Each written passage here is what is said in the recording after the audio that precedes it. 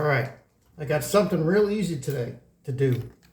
I got my stopper for my doorknob, and I got this color. It's antique brass, right? I didn't want to put a regular stopper on the door, on the hinge, because I wanted to put it on the doorknob. So what I'm going to do, I already kind of marked the hole. I cheated a little bit. But what I would do if I haven't done that yet is I would close the door, put the stopper up against the doorknob, right? And that's where the stopper wants to go. And I used a punch just to go through the center to mark my hole. Now what I'm going to do is just use a screwdriver. Here's what came with it. Screw, Phillips, and and this part that goes into the hole. All right. So I want to make the hole a little bit smaller than the top. Just and a little bit bigger than that. So I'm going to push in here. All right.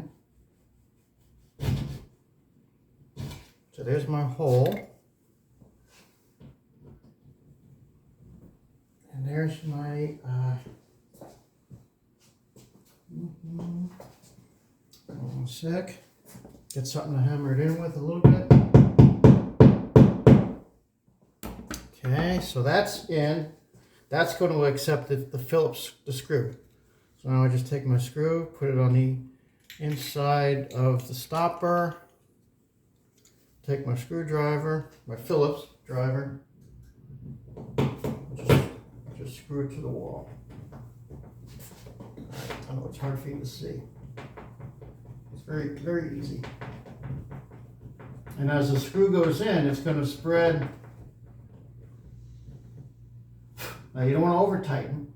You want to snug it, just like so. And there it is. That's my stopper. Easy, right? Easy. Okay. Yeah, I like that better than the hinge stopper. And it matches my finish, the antique brass on my doorknob. All right, so there you go. Quick and easy. Thank you. More to come.